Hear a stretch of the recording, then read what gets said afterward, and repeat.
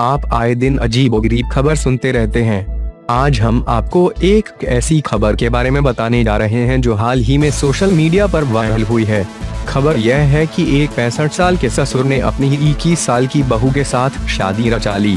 इस पूरे मामले को सुनकर लोगों के होश उड़ रहे हैं। लोग इस बात को जानकर हैरान हो रहे हैं। बिहार के समस्तीपुर जिले में रहने वाले 65 साल के रोशन यादव ने अपनी 21 साल की बहू से शादी कर ली, पर जब उनसे पूछा गया कि आपने यह क्यों किया, तो उन्होंने इसका कारण बताते हुए कहा कि अगर वे यह शादी नहीं करते तो उनके परिवार और लड़की के परिवार की इज्जत खराब हो जाती।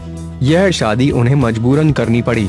रोशन यादव का कहना है कि उनके बेटे पप्पू यादव की शादी सपना के साथ तय हुई थी, लेकिन शादी वाले दिन ही पप्पू यादव घर छोड़कर भाग गया था, जिस वजह से सपना के साथ पप्पू की शादी नहीं हो पाई थी। इसी बात को रोशन यादव अपनी मजबूरी बताते हैं।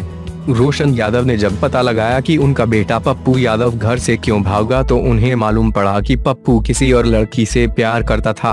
वह अपने पिता के डर से यह बात परिवार वालों को नहीं बता पाया।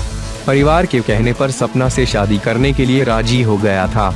रोशन यादव कहते हैं कि शादी के सब इंतजाम हो जाने के बाद भी यह शादी नहीं हो पा रही थी, क्योंकि बारात लड़की के घर के दरवाजे पर पहुंच चुकी थी, लेकिन दूल्हा गायब था। इस कारण दोनों परिवारों की बेइज्जती हो रही थी।